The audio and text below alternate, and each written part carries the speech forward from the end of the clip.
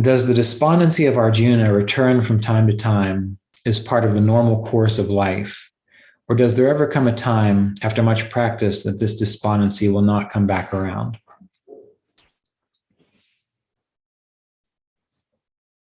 I would say that it gets less and less. And again, this always ties back to a few other things. How you're living your life, the people that surround you, the amount of mental, emotional issues that need to be dealt with, all of that plays a role.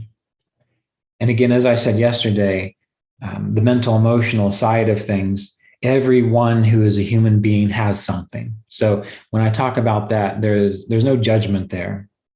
If you're embodied, there's got to be some kind of quirk in there deep down inside. Now, whether it interferes with your higher awareness or not is really the issue. You can observe now that we have videos of teachers and recordings.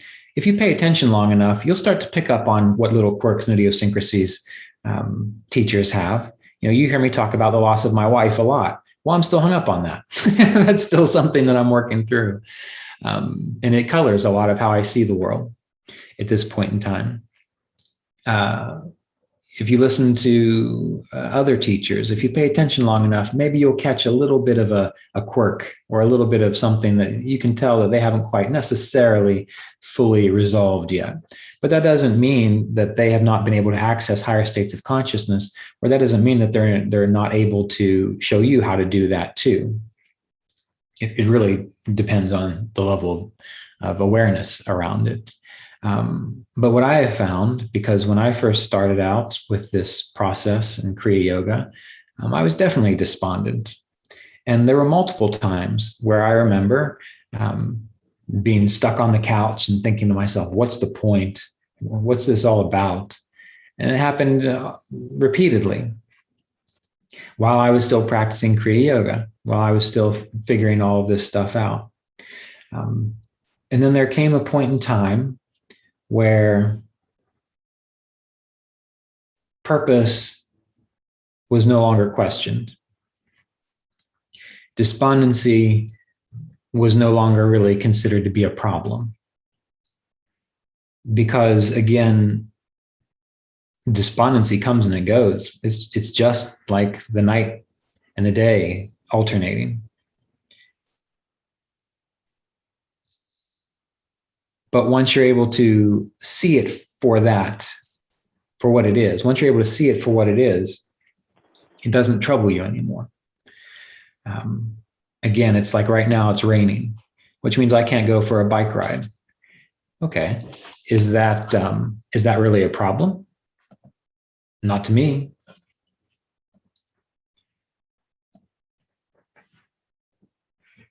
If it rained for the next 20 days and I couldn't go for a bike ride, well, yeah, I might start to get a little antsy. But when I was younger and I felt like, oh, I have to exercise every day, I have to do this every day, well, then, yeah, rain would really bother me. But the reason the despondency eventually doesn't come back around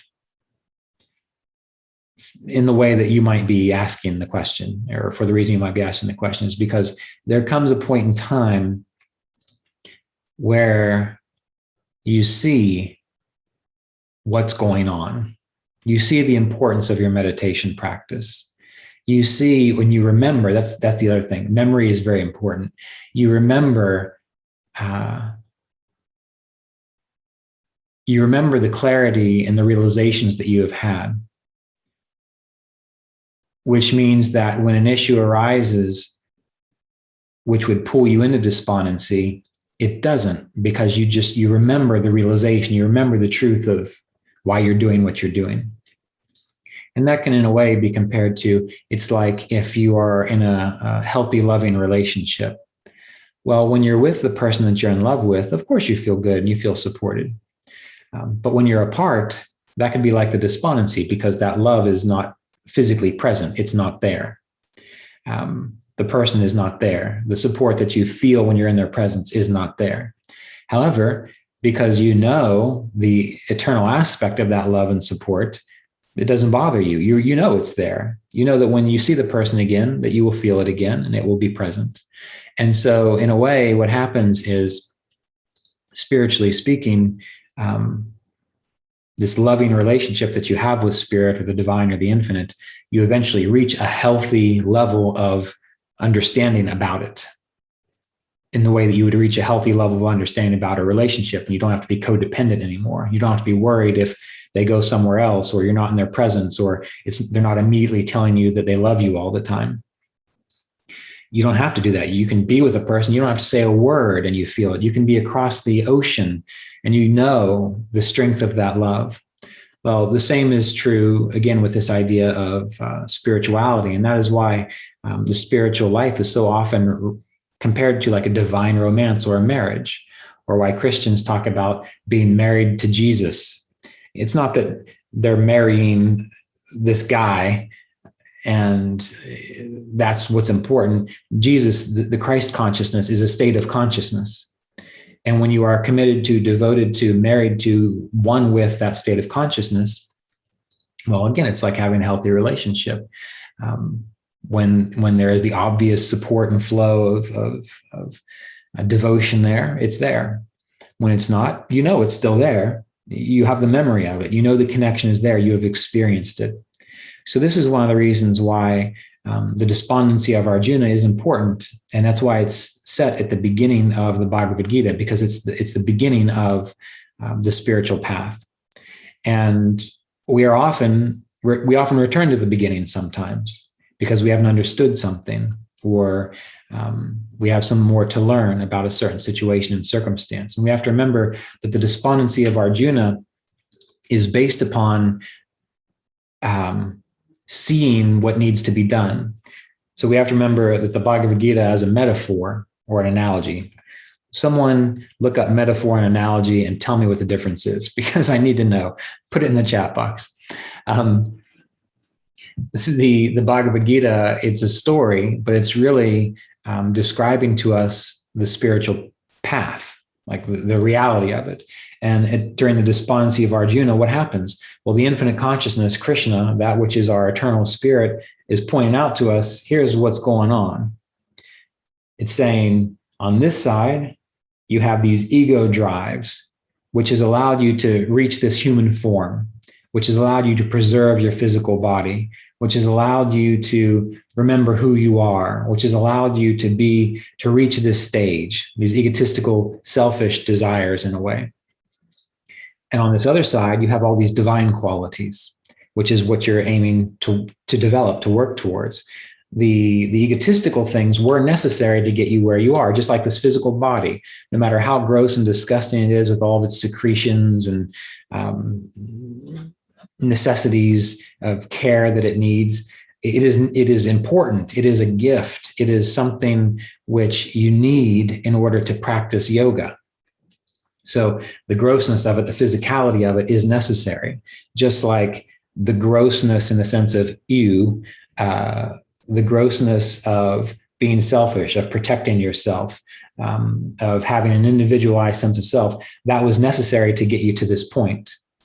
And so with the Bhagavad Gita, the infinite consciousness, Arjuna pulls the chariot in between the two sides and says, you have to fight this war. You have to extinguish all these selfish things.